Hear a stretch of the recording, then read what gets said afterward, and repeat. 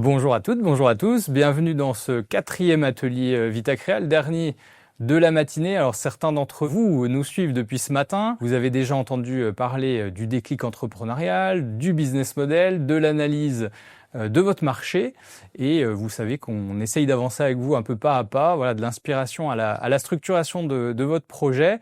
Pour celles et ceux qui nous rejoignent uniquement maintenant, soyez les bienvenus. Vous arrivez à un moment qui est important, une question que beaucoup d'entrepreneurs se posent assez vite généralement, sur le choix de son statut juridique, une étape incontournable quand on veut concrétiser son projet de création ou de reprise d'entreprise. Moi, je vais vous adresser un mot rapide sur Vitacrea. C'est une semaine entièrement dédiée aux créateurs, aux repreneurs d'entreprises en Bourgogne-Franche-Comté. Une semaine de partage, de rencontres avec des ateliers, des témoignages, des conseils d'experts, puis des moments d'échange conçus pour faire avancer vos projets. Donc profitez-en, si vous avez des questions, vous pouvez les poser directement dans le chat. Un conseiller création d'entreprise est présent pour répondre tout au long de l'atelier. Donc n'hésitez pas, si vous avez des questions, si vous voulez réagir à l'atelier, c'est le bon endroit. Donc il est midi pile, certains pensent peut-être déjà au déjeuner. On va essayer plutôt de nourrir vos esprits avec un sujet souvent qui est vu comme complexe, qui peut faire peur. Voilà, quel statut choisir pour lancer son entreprise, On entend parler de micro-entreprise, de SASU, de URL, d'association. Chaque statut doit avoir ses avantages, ses contraintes. On va voir que ça dépend de beaucoup de choses. L'objectif de ce temps ensemble, il va être assez simple, c'est vous donner une lecture la plus claire possible pour vous éviter des erreurs qui peuvent être coûteuses et puis vous puissiez prendre une décision éclairée sans trop de prise de tête. Et pour ça, on a sélectionné les meilleurs, les plus pédagogues. Ils vont se présenter tout de suite et je me tourne vers Nadia. Bonjour Nadia. Bonjour, Nadia Darif. J'accompagne et conseille les créateurs et repreneurs d'entreprises à la Chambre de commerce Côte d'Or Saône-et-Loire. Eh bien, merci. Et puis, on accueille également Pierre-Olivier. Bonjour Pierre-Olivier. Bonjour à toutes et à tous. Pierre-Olivier André, je suis avocat. J'exerce au sein du cabinet Legasfer Avocat, qui est un cabinet principalement d'affaires. Le droit des affaires, c'est le conseil aux chefs d'entreprise à tout niveau et à tout moment de la vie de l'entreprise. Eh bien, merci à tous les deux d'être présents sur le plateau.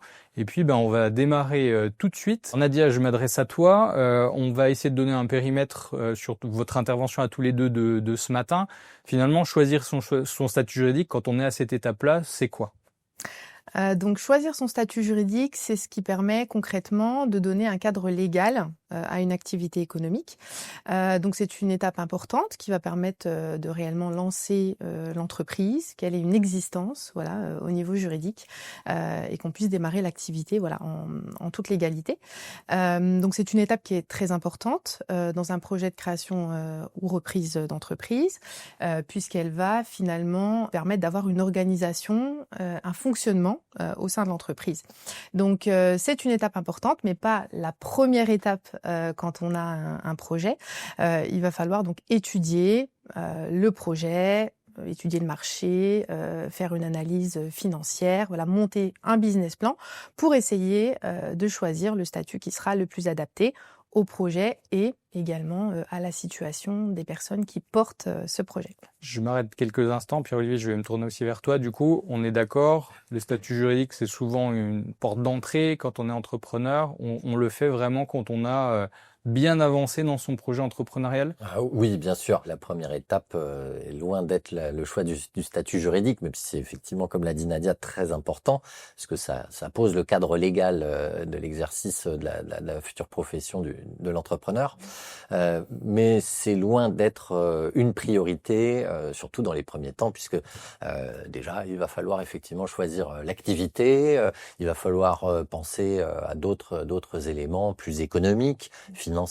Donc le choix du statut juridique est c'est vrai un peu pas le parent pauvre de la création d'entreprise, mais qui est un élément quand même assez tardif dans la réflexion du chef d'entreprise et qui pourtant crée un certain nombre de stress chez le chef d'entreprise, le futur chef d'entreprise, parce que c'est un choix qui va l'engager pour un certain temps, plusieurs années, qui, on le verra, on en parlera probablement tout à l'heure, n'est pas non plus un choix qui sera figé dans le temps, puisqu'il y aura la faculté ultérieurement pour le chef d'entreprise d'opter pour telle ou telle autre structure, si jamais à l'origine il a fait un choix qui n'était pas le plus adapté, ou que tout simplement l'évolution de son entreprise, de son activité nécessite que cette structure soit adaptée et donc modifiée. Ça descend peut-être les enjeux que vous avez, hein, on a le temps de le travailler.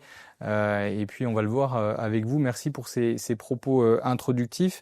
Nadia, je reviens vers toi. Donc l'atelier s'appelle il y a choix dans le titre. Du coup, ça veut dire qu'il y a plusieurs possibilités. Est-ce que tu peux nous dresser rapidement on rentrera un peu dans le détail après, mais du coup, qu'est-ce qu'on entend par ces différents statuts juridiques? Alors, il existe principalement 2 catégories de statuts juridiques. D'un côté, l'entreprise individuelle et de l'autre, les sociétés. Donc, ce qui va différencier principalement ces 2 types de statuts, c'est que donc dans le cadre d'une entreprise individuelle, l'entrepreneur va être seul. Il va exercer son activité indépendante en son nom. Donc, l'entreprise n'aura pas de personnalité juridique propre, distincte de celle de l'entrepreneur, alors que dans le cadre d'une société, l'entrepreneur pourra être seul ou avoir des associés et l'entreprise aura sa propre personnalité juridique, on appelle la personne morale. Donc, elle aura des droits, des obligations. Et donc, ça va générer un fonctionnement spécifique au sein de l'entreprise. Et il existe plusieurs types de formes de société.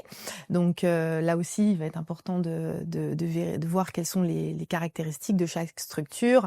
Vous avez déjà entendu parler de SARL, SAS, SNC, SA. Voilà, ce sont différentes formes de société. Et il va falloir bien vérifier comment elles fonctionnent, à quel cas elles s'adaptent pour faire le meilleur choix. Donc si je synthétise, on a 2 grands choix, entreprise individuelle, des formes, plein d'acronymes de société, si on fait simple. Il y a d'autres possibilités que l'entreprise individuelle, les sociétés. Est-ce que les associations, c'est un statut? Je ne sais pas si vous pouvez m'en dire un peu plus. Oui, effectivement, il y a pas que entreprise individuelle et société dans la théorie. En pratique, oui, parce que on va voir rapidement les limites, par exemple, du statut qu'est l'association, dite loi 1901, l'association qui permet effectivement en temps normal, en tout cas c'était comme ça qu'elle a été pensée et créée, l'association, de rendre des services non lucratifs. Le but n'était pas de créer des richesses, mais de réaliser des actions, des activités pour un bien plutôt commun et non pas individuel, qui est parce que l'entreprise individuelle, la société, qu'elle soit SARL ou SAS, avant tout l'objectif, c'est quand même, on va pas se cacher, de créer des richesses dans un intérêt personnel, celui du chef d'entreprise, en tout cas à la base de base.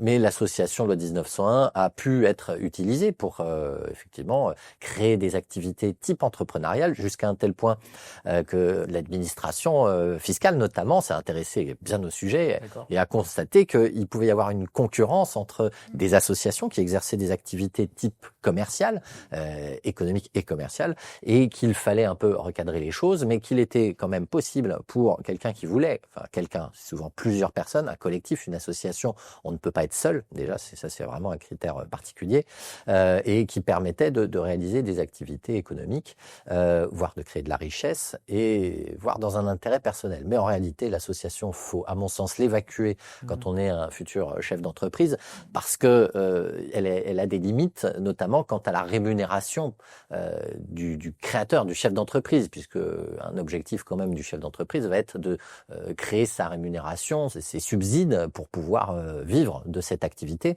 Et en association type classique, loi 1901, on sait que le président de l'association, qui est donc théoriquement, comme dans une société, si on fait le parallèle avec une SRL ou une SAS, le président, c'est le fondateur, c'est l'acteur, et puis c'est celui qui, en principe, va recevoir les fruits en priorité de l'activité, en tout cas quand on est au niveau je pense, des créateurs d'entreprises qui démarrent. On démarre souvent seul ou à 2 ou à 3, admettons, mais vraiment, le président d'association va pas pouvoir avoir une rémunération supérieure à 3/4 du SMIC, ce qui, évidemment, limite certaines ambitions, mais qui peut en revanche, dans certains cas, tout à fait être adapté. Mais dans ma pratique quotidienne, ça n'est pas une structure qui est exploitée et mise en œuvre. Du coup, on va l'évacuer pour cet atelier Oui, qui est déjà je vais assez l'évacuer. court. On va se concentrer sur ce que tu disais, Nadia, entreprise individuelle et société. Si on commence à rentrer un petit peu dans le détail, notamment sur, tu citais les entreprises individuelles dès le départ, est-ce que tu peux nous en dire un petit peu plus et ce qui se cache derrière?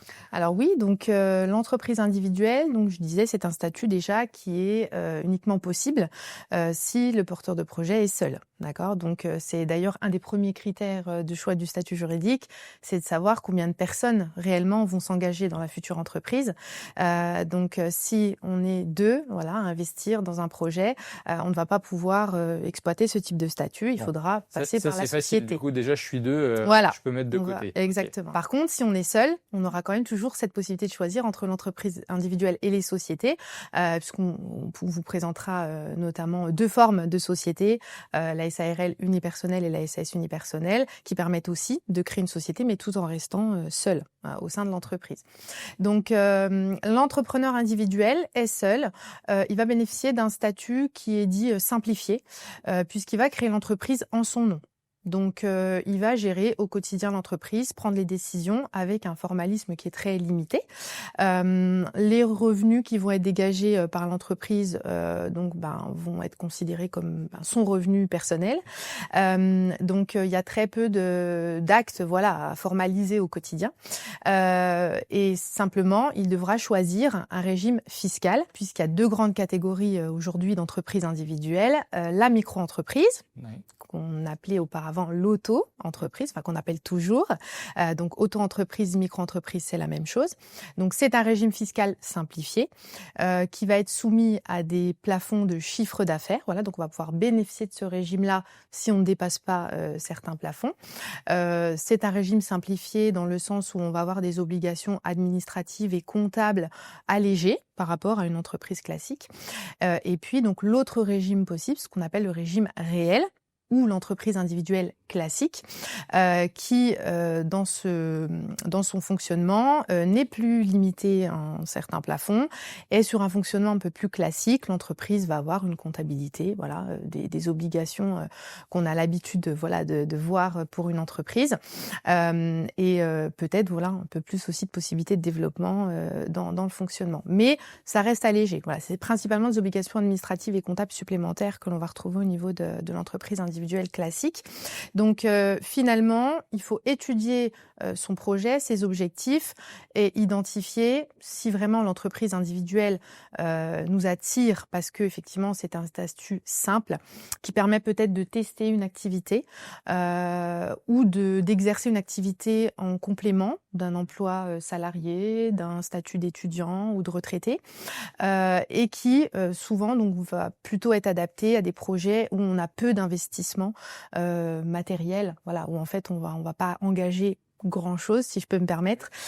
Donc là, effectivement, l'entreprise individuelle va avoir tout son intérêt. Donc il y a un critère de montant d'investissement de départ qui joue là pour le coup là-dessus. Sur la micro-entreprise, il y a un vrai engouement d'ailleurs depuis que ça a été créé. À l'origine, comme le disait Nadia, ça a été créé pour être un complément d'activité à côté du statut de salarié. C'était des salariés qui voulaient réaliser des activités complémentaires économiques et gagner un petit peu de sous sur leur temps où ils n'étaient pas employés par leur employeur. Donc c'est vrai qu'à l'origine c'est ça, mais ça a été détourné et je trouve de façon plutôt bénéfique par les créateurs d'entreprises qui se sont appropriés cette structure juridique qui est simple, qui est peu coûteuse, qui est limitée parce que évidemment il y a des plafonds de chiffre d'affaires qui, s'ils sont dépassés, font que le statut juridique ne peut plus être appliqué et que l'on doit automatiquement, obligatoirement faire une démarche pour passer en entreprise individuelle ou en société ou une autre structure, peu importe.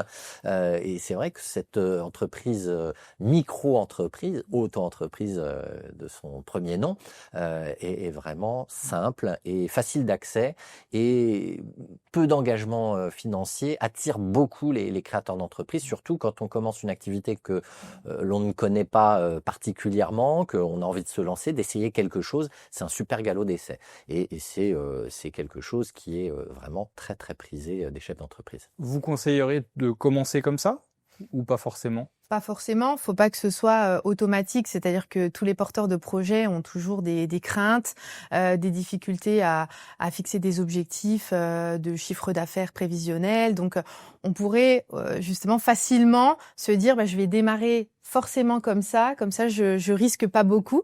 Mais en réalité, il y a quand même aussi des inconvénients dans ce régime de micro-entrepreneur. Alors, vous aurez un atelier détaillé sur ce sujet-là. C'est bien de le signaler. Voilà, mais il faut quand même retenir qu'un micro-entrepreneur, au-delà des plafonds de chiffre d'affaires, ne peut pas déduire ses charges. Il est taxé sur le chiffre d'affaires, donc sur ses encaissements. Donc ça ne correspond pas non plus à toutes les activités possibles. À partir du moment où vous allez avoir des achats, vous allez avoir un local, vous allez avoir peut-être un salarié. La micro-entreprise, ne va pas forcément être adaptée parce que ça va poser un problème de rentabilité. Et le risque que l'on va avoir à se précipiter sur ce statut, c'est d'avoir assez rapidement, une fois qu'on est lancé, besoin de changer parce que finalement, c'est pas adapté. Et là, je pense que nous, comme Pierre-Olivier, on rencontre au quotidien des chefs d'entreprise récemment immatriculés qui ont fait leur choix seuls, sans réellement faire de recherche ou être conseillés en la matière, parce que c'était simple et accessible. On dit qu'on peut aller sur Internet, que c'est très rapide, etc. Mais il faut vraiment se préoccuper du fonctionnement de cette micro pour voir si c'est adapté. Parce que s'il faut, au bout de 3 mois ou 6 mois, parfois c'est même plus rapide, changer de statut, ça va rajouter un stress au chef d'entreprise et ça peut même freiner finalement la montée en puissance de son entreprise. Puis j'imagine que c'est pas gratuit de changer, Pierre-Olivier. Non, effectivement. Alors, passer d'une micro-entreprise à une entreprise individuelle, c'est relativement peu coûteux et simple puisque c'est le même type de structure finalement, parce que la micro est, comme l'a expliqué Nadia, une variété d'entreprises individuelles. C'est le régime social et fiscal qui va être différent et les obligations déclaratives et comptables, bien évidemment, ce qui est plus simple. Donc, dans ce cas-là, passer de micro-entreprise à entreprise individuelle, c'est pas forcément embêtant.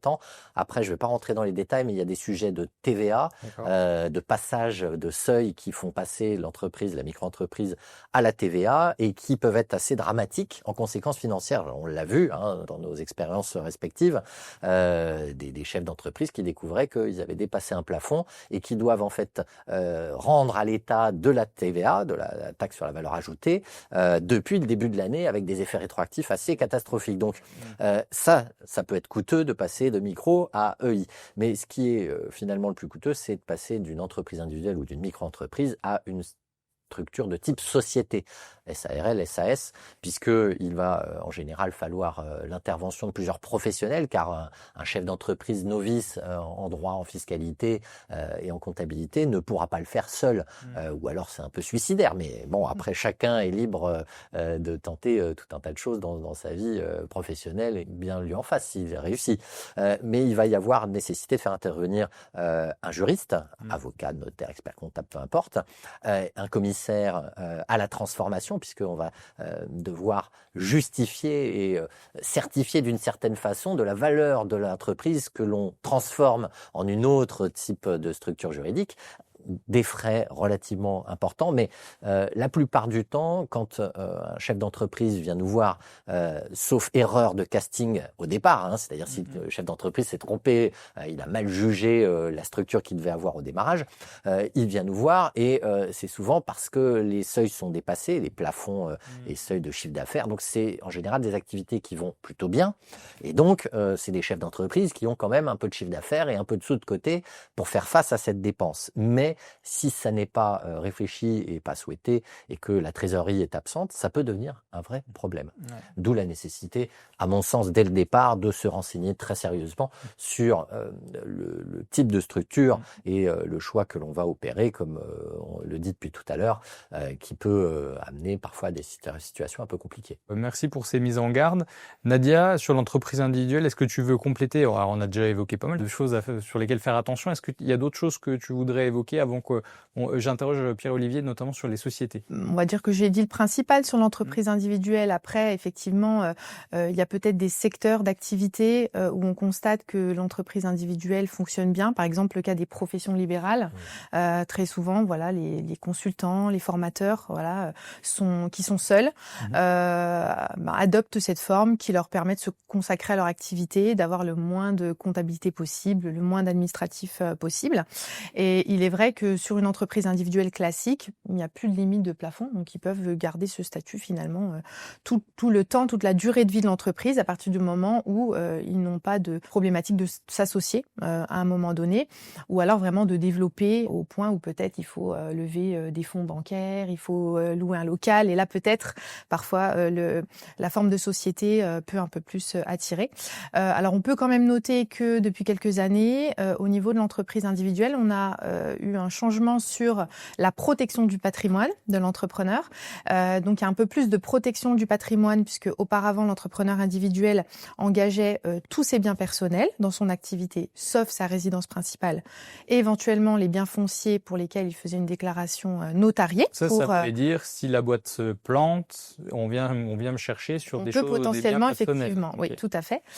Et depuis 2022, l'entrepreneur individuel bénéficie désormais d'une protection sur son patrimoine qui n'est pas utilisé dans le cadre de son activité professionnelle. Donc finalement, il engage tous les biens qu'il utilise dans son activité. Donc sa voiture, du matériel même personnel. Attention, c'est aussi important là de se dire que si j'utilise du matériel, un véhicule personnel dans le cadre de mon activité, eh bien potentiellement il rentre dans ce qui pourrait être saisissable en cas de dette, mais ça permet de protéger un peu plus globalement le reste des biens par rapport à ce qu'il faisait dans le passé. On diminue le risque. Voilà, c'est ça. Très bien. Oui, si je peux ajouter sur le sujet qui est pour moi très très intéressant, parce que la protection du patrimoine privé du chef d'entreprise, du patrimoine personnel, était un critère de choix pendant des années essentiel, primordial.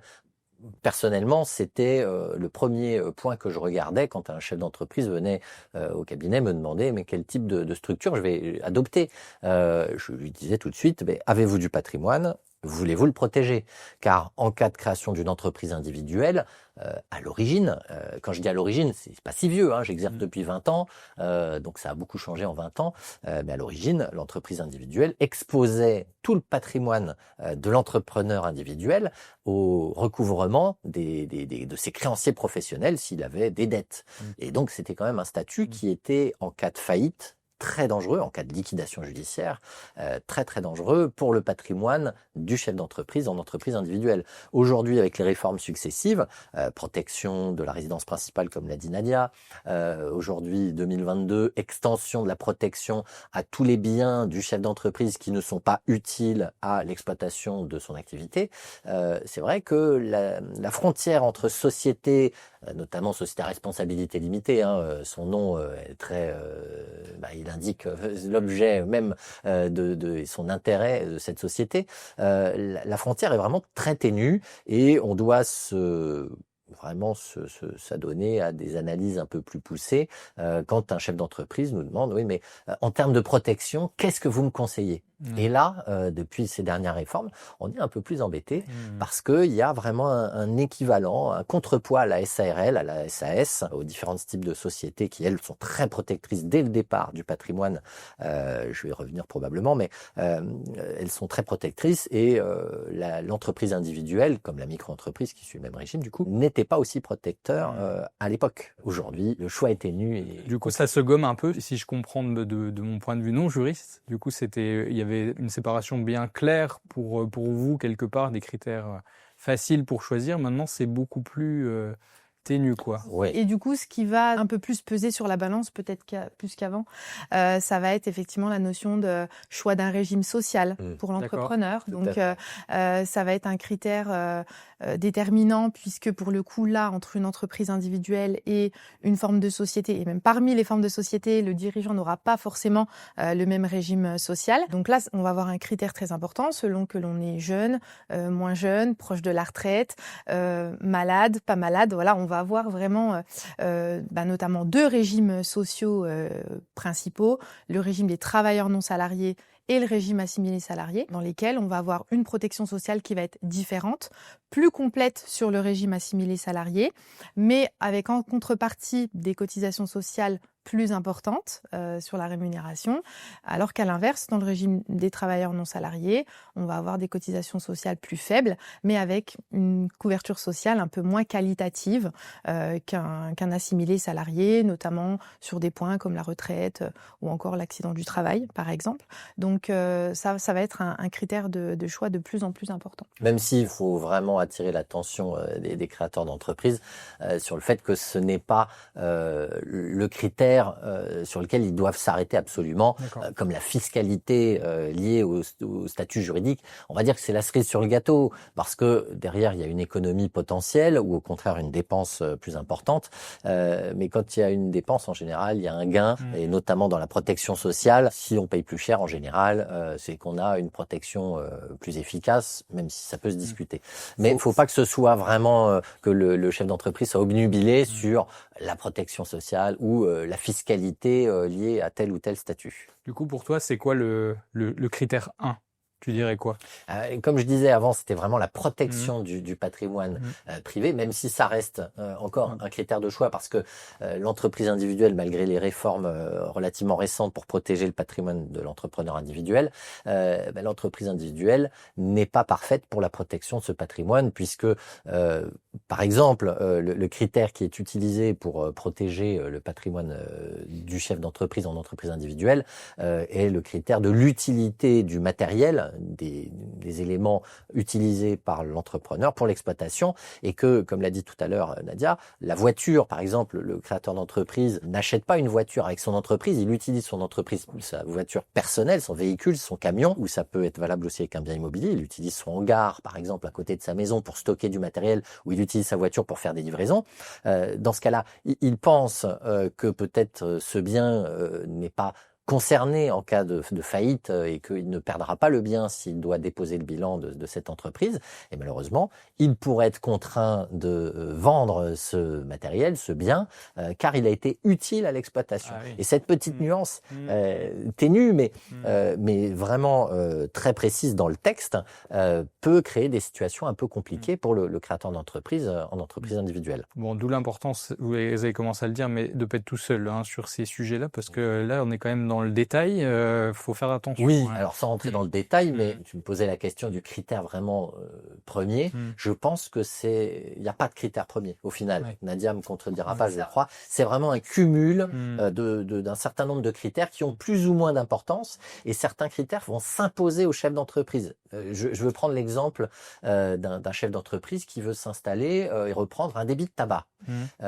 Il n'aura pas vraiment le choix de la structure juridique. D'accord. Alors c'est vraiment un cas particulier, mais il y en a d'autres, puisqu'il va être obligé d'exploiter son débit de tabac sous la forme soit d'une entreprise individuelle, soit d'une société en nom collectif. La SNC, c'est une structure qui est très désuète aujourd'hui. La société en nom collectif est en fait une société type structuration société, avec donc plusieurs associés, mais dont la responsabilité est illimitée et solidaire. C'est-à-dire que même s'il y a une structure juridique type société, en cas de dette, les créanciers de l'entreprise peuvent venir saisir le patrimoine de l'associé, de tous les associés, de façon illimitée pour recouvrer leurs dettes, leurs créances du coup, de façon solidaire. N'importe lequel des associés pourrait être attaqué par un créancier pour payer les dettes de la société.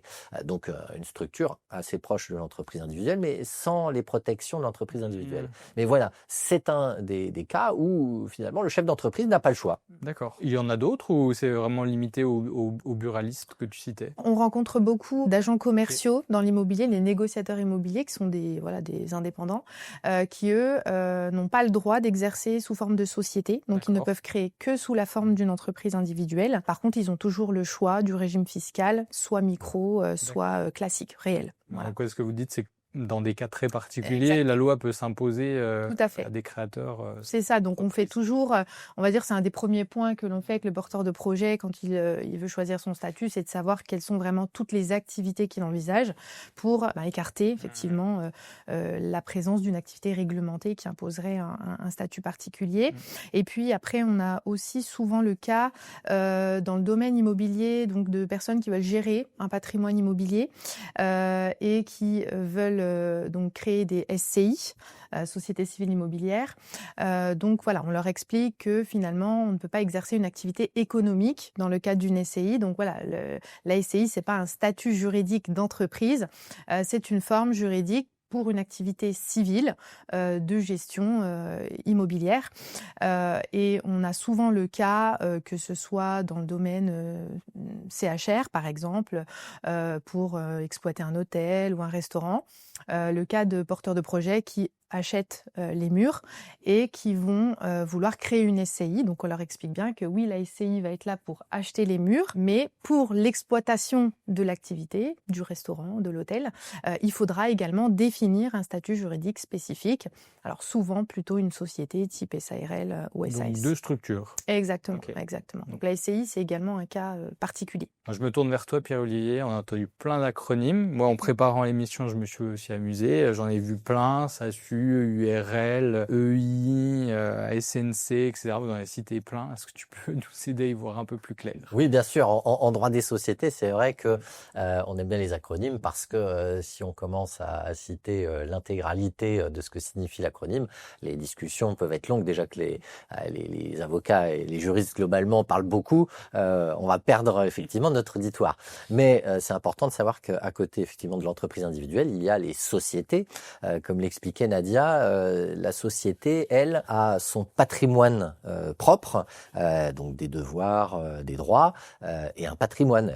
La société, contrairement à l'entreprise individuelle, va créer une forme de schizophrénie potentiellement chez le chef d'entreprise parce que il a d'un côté son patrimoine privé, sa résidence principale, sa voiture, sa télé, que sais-je, et à côté, il va créer une structure juridique qui, elle aussi, va être propriétaire d'un patrimoine.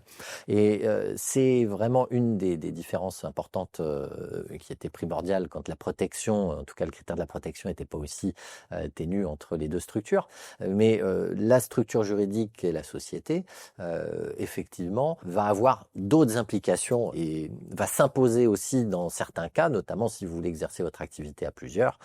La société s'impose, on l'a dit, ça c'est du bon sens, mais c'est toujours bien de le rappeler. Mais aussi la société peut être créée avec un seul associé, qui est quelque chose de très utilisé, même très courant. C'est la fameuse SARL unipersonnelle, SARLU, ou la fameuse SAS unipersonnelle, Société par action simplifiée unipersonnelle, la SASU, qu'on utilise régulièrement et que l'on voit énormément. Il y a la micro-entreprise vraiment en tête, les entreprises individuelles sont encore très développées et juste derrière SARL, SAS, donc Société à responsabilité limitée. Tout est dit dans le titre. Société par action simplifiée, c'est une structure qui est plus jeune historiquement, qui est une dérivation de la société anonyme, qui permet vraiment des montages complexes, qui permet de faire beaucoup de choses, un peu comme on le souhaite, alors que la SARL, elle, a un cadre qui est défini par la loi vraiment assez strictement, par le code de commerce notamment, qui va limiter un peu les possibilités du chef d'entreprise dans ce cas-là, alors que la SAS va permettre au chef d'entreprise vraiment de faire ce qu'il veut en termes de management, de direction, en termes de droit aux assemblées, en termes vraiment très variés. La SAS est un petit peu si vous voulez, il y a deux types. Moi, j'aime bien utiliser cette comparaison avec le monde de la mode. Vraiment, la SAS, c'est du sur-mesure, alors que la SARL va plutôt être du prêt-à-porter, parce que tout est dit dans le code de commerce, ou pratiquement tout, et on n'a pas beaucoup de marge de manœuvre. Et sur ces deux sociétés principales, on reviendra parce qu'il y a des différences essentielles, mais il y a d'autres structures type société qui existent. On a parlé de l'association, même si c'est pas vraiment une société, on la met de côté. Il y a une autre structure sur laquelle on m'interroge assez souvent et de plus en plus, c'est la SCOP, Société coopérative ouvrière et participative, qui est une structure d'exploitation qui nécessite des salariés, il faut des salariés, que les salariés soient majoritaires. Structure très démocratique qui est utilisée, moi je l'ai vu à plusieurs occasions, dans la reprise par les salariés d'une entreprise en faillite. Les salariés se mettent en commun, apportent plus ou moins de capital, mais souvent peu parce que c'est des structures qui ne nécessitent pas beaucoup de capital, et qui reprennent l'activité de leur employeur finalement et la transforment en une activité détenue par les salariés. Donc c'est quelque chose qui existe, qui est utilisé, qui est peu courant, mais qu'il faut envisager. Personnellement, je ne suis pas très fan, si je peux utiliser ce terme, de ce type de structure, parce qu'elles sont compliquées en termes de gestion au quotidien, puisque les règles pour prendre des décisions sont la règle de une voix, un associé, et un seul associé peut donc bloquer totalement le fonctionnement de cette société en assemblée générale, puisque si l'unanimité n'est pas obtenue pour les prises de décision, eh bien la décision n'est pas prise. Comme à l'ONU, quoi. Mais c'est un peu comme à l'ONU, c'est très juste, Nicolas. Et de fait, on l'utilise très peu, au-delà de la nécessité d'avoir une majorité de salariés pour pouvoir créer cette société. Donc les différences principales entre la SAS et la SARL, qui sont les deux structures qu'on retiendra, j'élimine, aussi, la société anonyme, j'en ai parlé tout à l'heure, on a déjà entendu parler de la société anonyme, qui est une structure qui aujourd'hui n'est presque plus utilisée, si ce n'est par quelques sociétés au CAC 40 par exemple, les sociétés cotées. La société anonyme, il faut minimum 2 associés. Ça a été réduit avec le temps. Quand j'ai commencé mon exercice, c'était 7 associés. Les choses ont bien évolué en 20 ans. Mais il faut encore aujourd'hui 2 associés. Il faut une structure pour gérer cette société avec un type conseil d'administration. Donc une structure qui dirige, une structure qui exploite. Enfin, c'est pas forcément simple. Donc j'évacue la société anonyme qui aujourd'hui est largement supplantée par la société par action simplifiée, simplement par le fait qu'elle permet de faire beaucoup de choses, un peu ce qu'on veut, que le chef d'entreprise, il fait ce qu'il veut. S'il veut un conseil d'administration, il va créer avec une société anonyme un conseil d'administration type conseil d'administration, c'est-à-dire avec plusieurs dirigeants, pour simplifier les choses. Et c'est vrai que c'est une grosse souplesse pour la société par action simplifiée qui attire beaucoup les créateurs d'entreprises. Mais pour simplifier les différences, on va aller sur les critères sociaux et fiscaux. Et c'est vrai que le statut fiscal et social au sein d'une structure de type SARL ou SAS peut être différent, puisque qu'on soit un ou plusieurs associés, on peut choisir pour le dirigeant, c'est vraiment le statut du dirigeant, soit le statut TNS, travailleur non salarié, encore un acronyme, tu vois, on aime bien ça, soit le statut assimilé salarié, qui sont vraiment 2 statuts distincts avec des droits et des montants de cotisation au niveau social assez différents, et qui peuvent être un critère de choix. Je donne un exemple, un créateur d'entreprise qui bénéficie du chômage, de retour à l'allocation retour emploi, va avoir un sujet parce qu'il va pouvoir, pendant la première année, par exemple, ne pas se rémunérer car il va pouvoir bénéficier de son ARE pendant 1 an, voire 2 ans. Enfin, la durée, alors plus maintenant 2 ans, c'est fini. Ça a été limité par les dernières réformes, mais pendant un certain temps, il va pouvoir exercer en société et ne pas se rémunérer. Il sera rémunéré par le Pôle emploi. Pôle emploi qui demandera quand même des justifications tous les ans pour être sûr que la société ne rémunère pas ce bénéficiaire de l'ARE. Et dans ce cas-là, il va se poser la question de savoir est-ce que si je choisis la SAS ou la SARL, j'ai le même traitement par rapport à cette absence de rémunération, et on va voir qu'il y a une petite différence.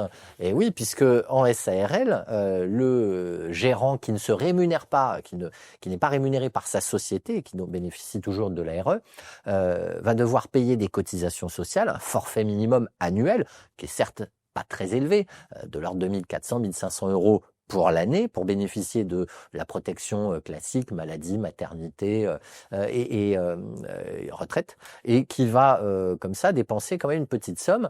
Il va, grâce à l'ACRE, qui est une aide à la création-reprise d'entreprise, une aide de l'État qui va encore diminuer un petit peu ses cotisations sociales la première année. Je crois qu'on sera du coup aux alentours de 800-900 euros sur l'année. C'est toujours un coût.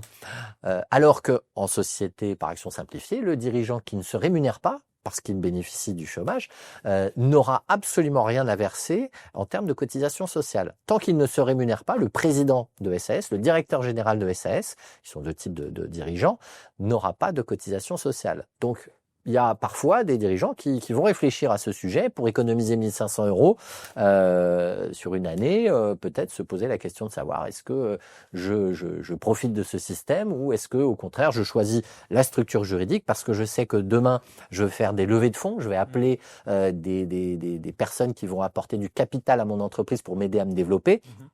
Et je sais que dans ce cas-là, c'est la SAS qui va s'imposer, car la société par action simplifiée est exigée par les personnes qui investissent, les sociétés de capital risque, les investisseurs privés, la private equity, comme on appelle en termes français, en bon français.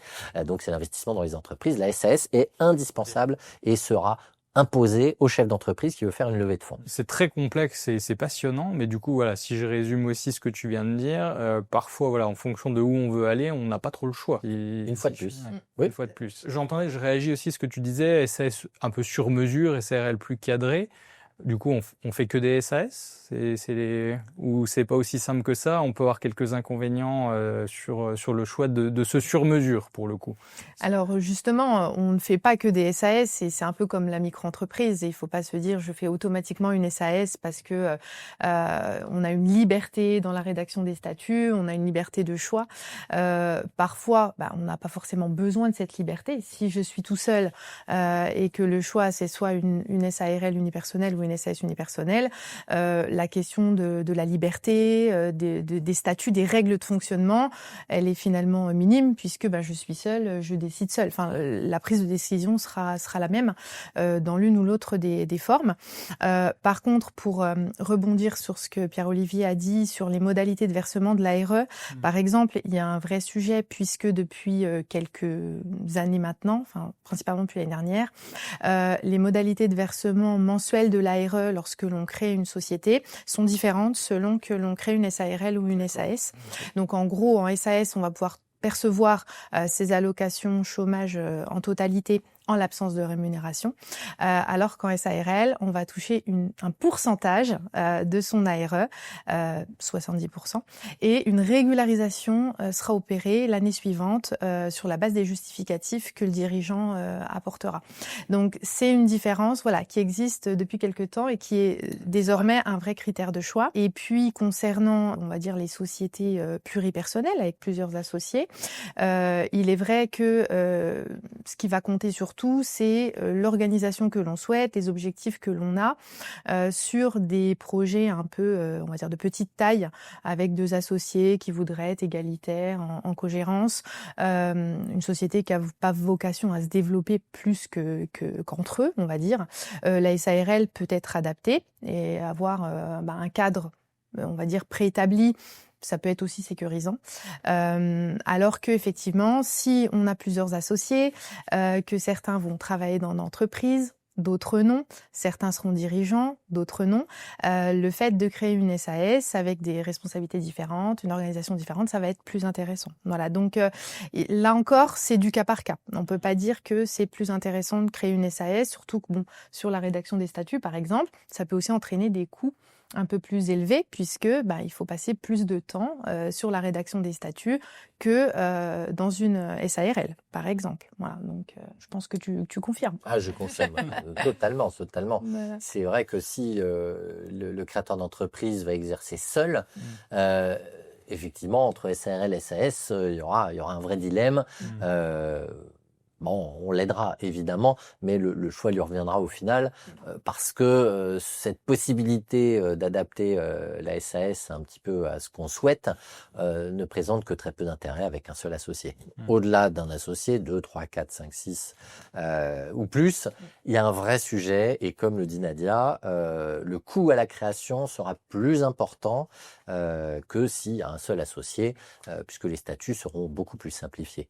D'ailleurs, on n'a pas forcément évoqué le coût de la création, on a évoqué les formalités, parce qu'évidemment, créer une micro, assez rapidement, facile. parce que je vois que le temps file, Ouais, Pierre-Olivier, mais juste pour préciser qu'effectivement, mais ça va de soi, il y a un coût plus important de création quand on passe en société, parce qu'il faut faire appel à un professionnel pour rédiger les statuts, qui sont la bible de la société, qui régit la vie de la société, son fonctionnement.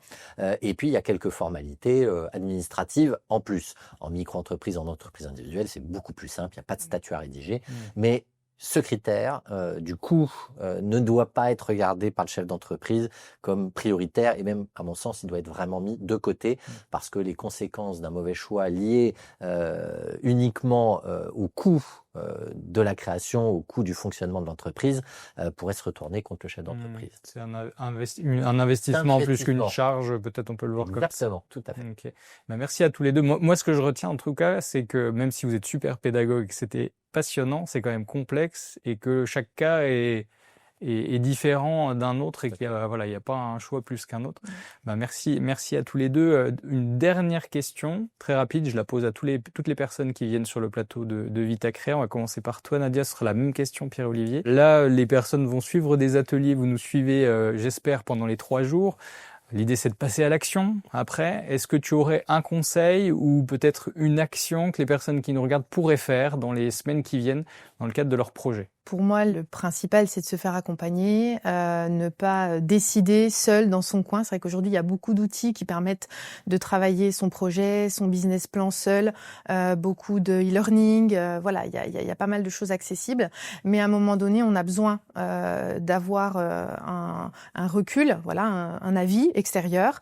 Et puis, il faut structurer son projet, rencontrer, pour moi, l'écosystème entrepreneurial, c'est hyper important parce qu'on va pouvoir bénéficier d'avis différents, que ce soit les chambres de commerce, les chambres de métier, le fait de rencontrer un expert comptable, un avocat, même une banque, ça va permettre d'enrichir en fait la démarche du porteur de projet et de peut-être mettre le doigt sur des points qu'il n'avait pas envisagés. Souvent, ce que nous disent les porteurs de projet que l'on accompagne à la fin de la démarche, c'est qu'ils ont gagné énormément de temps à être accompagnés sur le projet. On a la chance d'être dans une région où il existe des dispositifs même qui sont financés aussi par l'État. Donc voilà, vraiment, faites-vous accompagner dans votre projet. Merci pour ce bon conseil, Nadia. Pierre-Olivier, on finit par toi. Je ne peux que aller dans le sens de ce que vient de dire Nadia, c'est le meilleur conseil qui soit, d'autant que les premières démarches sont souvent gratuites, voire très peu coûteuses, que ce soit par les mécanismes qui sont en place par les régions, les départements, ou simplement même par les professionnels. Alors évidemment, la CCI, la CMA est ouverte, ses portes sont grandes ouvertes et il faut aller sur ces structures pour poser des questions, ne pas avoir peur d'ouvrir la porte, mais même parfois des experts comptables et des avocats, parce que très souvent, les premiers rendez-vous, qui sont des prises de contact, où vous n'allez pas avoir des conseils essentiels, mais vous allez déjà avoir de l'information, sont très souvent gratuits, voire peu coûteux. Et donc, il ne faut pas hésiter, il faut se faire accompagner, et si je peux donner un conseil, ne pas se fier à l'intelligence artificielle, qui est aujourd'hui la tentation, bien évidemment, même si je suis plutôt favorable et très favorable même au développement technologique, mais l'intelligence artificielle n'est pas encore assez aboutie et assez fiable pour pouvoir confier la création de son entreprise et le choix de sa structure juridique à cet outil informatique. Merci pour ces bons conseils. On aura un atelier sur l'IA, d'ailleurs, ce sera intéressant. Passionnant. Je poserai la question du coup à nos intervenants, Pierre-Olivier, voir s'ils conseillent de quand même tenter. Ce n'est que mon expérience. Très bien. Merci à tous les deux. Merci pour vos explications précises, accessibles. Merci à vous qui nous avez suivis, votre engagement dans le chat aussi. On termine donc sur cette matinée sur un sujet qui est un peu technique, mais qui est crucial, hein.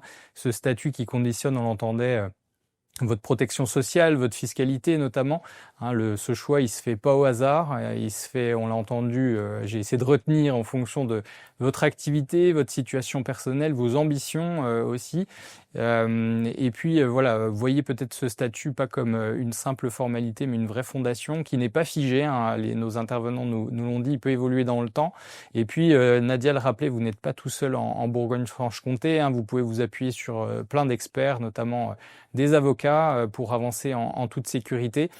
Moi, ce que je peux vous proposer comme pas concret cette semaine, c'est peut-être de venir rencontrer nos experts sur nos 8 sites en Bourgogne-Franche-Comté. C'est jeudi après-midi, c'est gratuit, c'est simple. Ça va vous permettre d'éclairer peut-être rapidement vos questions et ce choix de statut juridique. Moi, je vais vous remercier d'avoir partagé cette matinée avec nous, avec moi. On se retrouve du coup demain matin dès 9h, toujours en direct, pour une nouvelle série d'ateliers sur VitaCrea avec d'autres intervenants passionnants, d'autres thèmes essentiels pour vos projets de création et de reprise d'entreprise. Je vais vous souhaiter un bon appétit, une très bonne après-midi à toutes et à tous, et puis à demain.